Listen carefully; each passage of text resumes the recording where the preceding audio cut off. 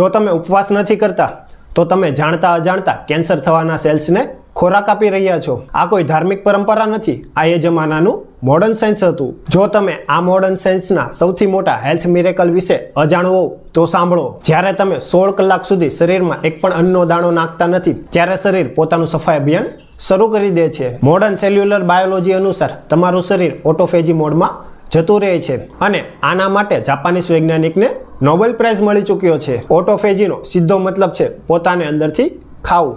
Simple ભાષામાં કહું તો શરીરને જ્યારે બહારથી ખાવાનું નથી મળતું ત્યારે તે અંદર પડેલા ડેડ સેલ્સ, કચરો અને કેન્સરના સેલ્સને શોધીને ખાવાનું શરૂ કરી દે છે. આયુર્વેદ પણ આ વાતને વર્ષોથી કહે છે.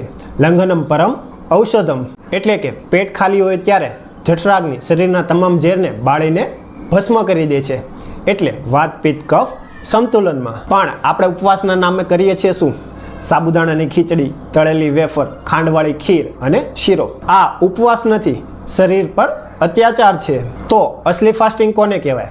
અઠવાડિયામાં કે 15 દિવસમાં એકવાર ઇન્ટરમિટન્ટ કે 16 કલાકનો ઉપવાસ કરવો, જેમાં ફક્ત પાણી કે લીંબુ પાણી લઈ શકાય. આ તમારા મેટાબોલિઝમને રોકેટની જેમ દોડાવશે, શરીરને મજબૂત બનાવશે અને રોગોથી દૂર રાખશે. અને વ્રતમાં જે લોકો ડબલ ખાય છે કે ખાવા માટે ઉપવાસ કરે છે એ લોકોને આ રીલ જરૂરથી શેર કરો. વ્રત માટે ખાલી પાણીની જગ્યાએ ડિટોક્સ માટે કયું પાણી પીવું જોઈએ એ માટે કોમેન્ટ કરો ડિટોક્સ.